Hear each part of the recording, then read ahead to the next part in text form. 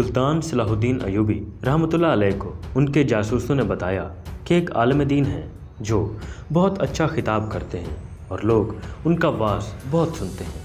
वो लोगों में मकबूल भी हो गए हैं, लेकिन कुछ गलत है जो हम महसूस तो कर रहे हैं मगर उन्हें अल्फाजों में बयान नहीं कर सकते। सुल्तान ने कहा कि तुम लोगों ने जो कुछ भी सुना या देखा वो बयान करो। इस पर जासूस बोले कि वो आलिम कहते हैं कि नफ्स का जिहाद अफजल जिहाद है, बच्चों को तालीम देना एक बेहतरीन जिहाद है और घर की जिम्मेदारियों के लिए जद्दोजहद करना भी एक जिहाद है। सुल्तान ने कहा, बेशक इसमें तो कोई शक नहीं, उसने सच बातें कही हैं। इस पर सलाहुद्दीन के जासूस ने कहा कि हमें भी इसमें कोई शक नहीं, लेकिन उस आलिम का मज़ीद कहना है कि जंगों से क्या मिला है, सिर्फ कत्ल व गारत करी हुई है, सिर्फ लाशें और सिर्फ लाशें। जंगों ने तुम्हें क्या दिया है और जंगों ने तुम्हें या तो कातिल बनाया है या फिर मकतूल। जब सुल्तान ने ये अल्फाज सुने तो बेचैन होकर उठ खड़े हुए। उसी वक्त आलिम से मिलने की ठानी, मुलाकात भेस बदल कर की और जाते ही सवाल कर दिया कि जनाब कोई ऐसी तरकीब बताइए कि बैतुल मुक़द्दस को आज़ाद करवाया जाए और मुसलमानों के ख़िलाफ़ मज़ालिम को बग़ैर जंग के ख़त्म किया जा सके।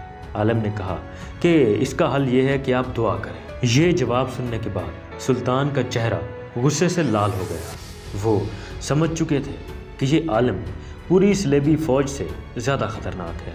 सुल्तान सलाहुद्दीन ने जलाल में आकर अपना खंजर निकाला और उस आलिम की उंगली काट दी।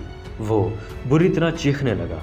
अब सुल्तान ने कहा कि असलियत बताते हो या उंगली के साथ साथ तुम्हारी गर्दन भी काट दूँ। इस पर वो आलिम चिल्ला कर बोला कि वो सफ़ेद पोश आलिम है, लेकिन वो असल में यहूदी है।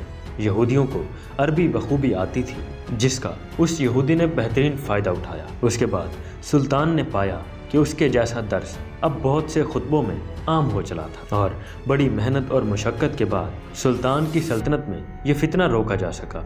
लेकिन वो रही सुल्तान के दौर की बात। अब आज के दौर में भी ये फितना उस वक्त की तरह पूरी आबोताब के साथ रवां दवा है। मुझे तो ये समझ नहीं आती कि आखिर ये लोग इस्लाम को बुद्धिज़्म क्यों बनाना चाहते हैं, जबकि खुली हकीकत ये है कि जुल्म का सामना बग़ैर तलवार के नहीं किया जा सकता और ये मुमकिन ही नहीं है कि जालिम का सामना किए बगैर जुल्म का मदावा हो जाए।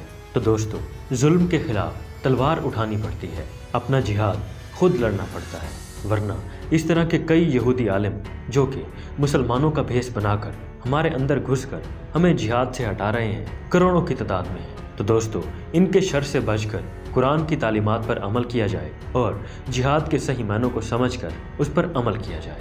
तो दोस्तों, ये थी आज की वीडियो। कैसी लगी कमेंट सेक्शन में ज़रूर बताइएगा। वीडियो को लाइक एंड शेयर भी ज़रूर कर दीजिएगा। मैं मिलता हूँ नेक्स्ट वीडियो में, तब तक के लिए अपने भाई को इजाज़त दीजिए और दुआओं में ज़रूर याद रखिएगा। शुक्रिया। अल्लाह हाफिज़।